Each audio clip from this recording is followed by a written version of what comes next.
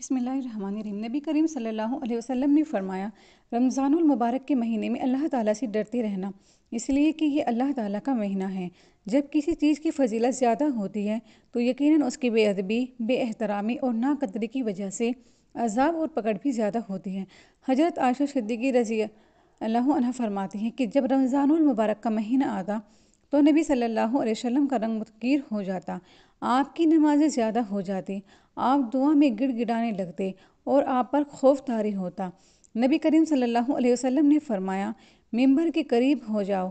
ہم لوگ حاضر ہو گئے۔ جب آپ صلی اللہ علیہ وسلم نے ممبر کی پہلی سیڑھی پر قدم رکھا تو فرمایا آمین۔ جب دوسری سیڑھی پر قدم رکھا تو فرمایا آمین۔ جب تیسری سیڑھی پر قدم رکھا تو فرمایا آمین۔ جب آپ صلی اللہ علیہ وسلم خطبے سے فارغ ہو کر نیچے اترے تو ہم نے عرض کیا، ہم نے آج آپ سے ممبر پر چڑھتے ہوئے ایسی باتیں سنی جو پہلے کبھی نہیں سنی۔ آپ نے ارشاد فرمایا، اس وقت جبرائیل میرے پاس آئے تھے۔ جب پہلی سیڑھی پر میں نے پاؤں رکھا تو جبرائیل علیہ السلام نے کہا، ہلاک ہو جائے وہ شخص جس نے رمضان کا مہینہ پایا پھر بھی اس کی مغفرت نہیں ہوئی۔ میں نے کہا آمین۔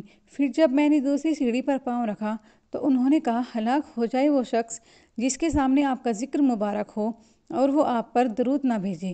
میں نے کہا آمین۔ پھر جب میں نے تیسری سیڑھی پر قدم رکھا تو جبرائیل علیہ السلام نے کہا، ہلاک و برباد ہو جائے وہ شخص جس کے سامنے اس کے والدین یا ان میں سے کوئی بڑھاپے کی حالت میں پہنچے اور ان کی خدمت کر کے جنت میں داخل نہ ہو۔ میں نے کہا آمین۔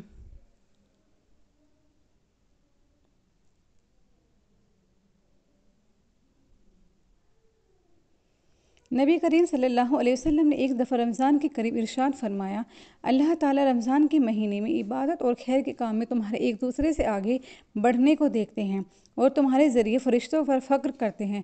بس تم اللہ تعالیٰ کو اپنی دکھاؤ۔ بدنصیب ہے وہ شخص جو اس مہینے میں اللہ تعالیٰ کی رحمت سے محروم رہ جائے۔ حضرت انس رضی اللہ عنہ نبی کریم صلی اللہ علیہ وسلم کا ارشاد نقل فرماتے ہیں، ہلاکت ہو اس شخص کے لیے جو رمضان کا مہینہ پائے اور اس کی مغفرت نہ ہو۔ جب رمضان میں بھی اس کی مغفرت نہ ہوئی تو پھر کب ہوگی؟ نبی کریم صلی اللہ علیہ وسلم نے فرمایا، جس نے رمضان کا ایک روزہ بھی بغیر کی رخصت اور بیماری کے ترک کر دیا تو ساری زندگی بھی وہ روزہ رکھے تو اسے پورا نہیں کر سکتا۔ نبی کریم صلی اللہ علیہ وسلم نے فرمایا، 3 چیزیں ایسی ہیں کہ جو شخص ان چیزوں کی حفاظت کرے وہ میرے حقیقی دوست ہیں اور جو انہیں ضائع کر دے وہ میرے حقیقی دشمن ہیں۔ ایک نماز کا پڑھنا، دوسرا روزہ رکھنا اور تیسرا جنابت کا غسل کرنا۔ نبی کریم صلی اللہ علیہ وسلم نے فرمایا، بے شک میری امت ہرگز ذلیل نہیں ہوگی جب تک وہ رمضان المبارک کے روزوں کو قائم رکھے گی۔ رمضان المبارک کے تمام اعمال اور کاموں میں سب سے اہم کام روزے رکھنا ہے۔ احادیث طیبہ میں اس کی بڑی کثرت سے فضیلتیں ذکر کی گئی ہیں۔